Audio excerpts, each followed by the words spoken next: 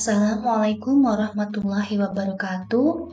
Di video kali ini saya akan berbagi informasi terkait PMK 66 tahun 2023. Nah, PMK ini membahas perlakuan pajak terhadap Natura ya.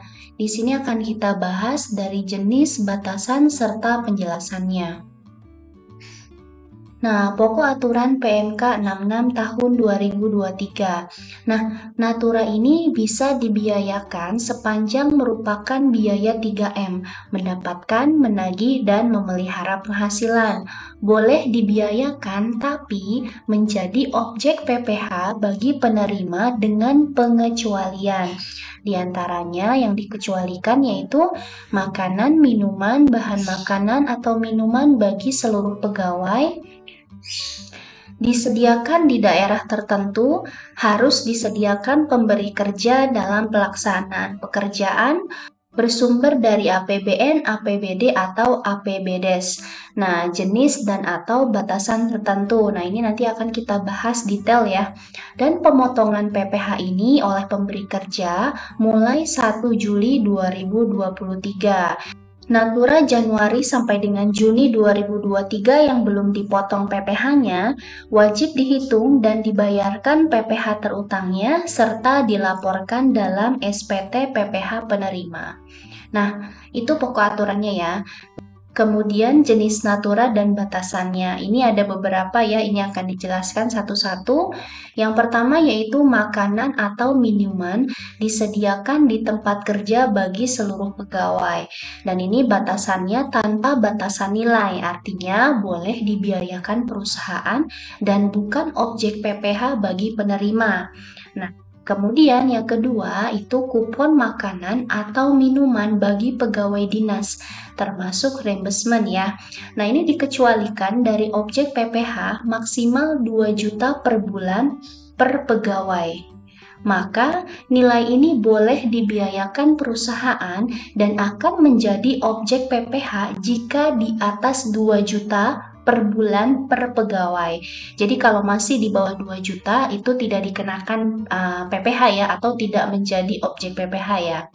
Nah, selanjutnya fasilitas daerah tertentu berupa tempat tinggal, pelayanan kesehatan, pendidikan, peribadatan, pengangkutan, olahraga. Nah, yang tidak termasuk itu olahraga golf, balap perahu bermotor, pacuan kuda, terbang layang, dan olahraga otomotif. Nah, ini juga tanpa batasan nilai, artinya boleh dibiayakan perusahaan dan bukan objek PPh bagi penerima. Dan selanjutnya yaitu terkait dengan standar keamanan, kesehatan, dan keselamatan. Nah, berupa pakaian seragam, peralatan keselamatan kerja, antar jemput karyawan, penginapan awak kapal atau pesawat dan juga sejenisnya ya.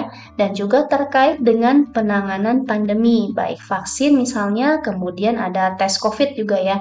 Dan ini juga tidak dibatasi nilainya, artinya boleh dibiayakan perusahaan dan bukan merupakan objek PPh bagi penerimanya. Selanjutnya bingkisan hari raya. Nah, ini batasannya diterima oleh seluruh pegawai ya, dan ini boleh dibiayakan perusahaan dan bukan objek PPh bagi penerimanya. Dan selanjutnya itu bingkisan selain hari raya keagamaan. Misalnya hari ulang tahun perusahaan, bisa juga hari ulang tahun pegawainya. Nah, ini batasannya diterima pegawai maksimal 3 juta per pegawai per tahun pajak. Nah, artinya ini boleh dibiayakan oleh perusahaan dan akan menjadi objek PPh jika di atas 3 juta per pegawai per tahun pajak. Artinya kalau misalnya masih pas 3 juta ya, berarti ini tidak menjadi objek PPh bagi si penerimanya. Atau di bawah 3 juta itu tidak menjadi objek PPh bagi si penerimanya dalam waktu 1 tahun pajak. Nah, kemudian ada lagi peralatan dan fasilitas kerja untuk pelaksanaan pekerjaan. Misalnya laptop, handphone, pulsa, kuota internet. Batasannya diterima pegawai dan menunjang pekerjaan pegawai. Maka ini boleh dibiayakan perusahaan dan bukan objek PPh bagi penerimanya ya. Dan selanjutnya ada fasilitas pelayanan kesehatan. Nah, ini juga batasannya diterima pegawai, diberikan dalam rangka kecelakaan kerja, penyakit akibat kerja, kedaruratan penyelamatan jiwa, pengobatan lanjutan sebagai akibat kecelakaan kerja dan penyakit akibat kerja. Dan ini boleh dibiayakan perusahaan dan bukan objek PPh bagi penerima. Nah, selanjutnya fasilitas olahraga selain golf, pacuan kuda, balap perahu bermotor, terbang layang, dan atau olahraga otomotif. Dan batasannya ini adalah diterima pegawai maksimal 1,5 juta per pegawai per tahun pajak. Maka ini boleh dibiayakan perusahaan dan akan menjadi objek PPh jika di atas 1,5 juta per pegawai per tahun pajak. Artinya kalau misalnya masih 1,5 juta setahun, maka itu belum menjadi objek pajak ya. Dan kemudian fasilitas tempat tinggal yang bersifat komunal, misalnya mes, kemudian juga misalnya asrama. Nah, ini batasannya diterima pegawai, artinya maka boleh dibiayakan oleh perusahaan dan bukan objek PPh bagi penerima. Dan selanjutnya, fasilitas tempat tinggal juga yang hak pemanfaatannya dipegang perorangan, misalnya apartemen. Dan batasannya itu diterima pegawai maksimal 2 juta per bulan per pegawai. Artinya jika misalnya si perusahaan memberikan fasilitas tempat tinggal di atas 2 juta per bulan per pegawai, maka itu menjadi objek PPh bagi si penerima. Nah, artinya juga ini boleh dibiayakan oleh perusahaan ya. Dan kemudian fasilitas kendaraan. Dan ini fasilitas kendaraan ini batasannya diterima pegawai yang bukan pemegang saham dan memiliki rata-rata penghasilan bruto dalam 12 bulan terakhir sampai dengan 100 juta per pegawai per bulan. Artinya apa? Ini boleh dibiayakan oleh perusahaan dan menjadi objek PPh jika penghasilan si pegawai sudah termasuk kriteria lebih dari 100 juta per bulan. Jadi gajinya si karyawan ini sudah lebih dari 100 juta ya, atau rata-rata 100 juta, maka jika mendapat fasilitas kendaraan, maka fasilitasnya itu menjadi objek PPh bagi si penerima.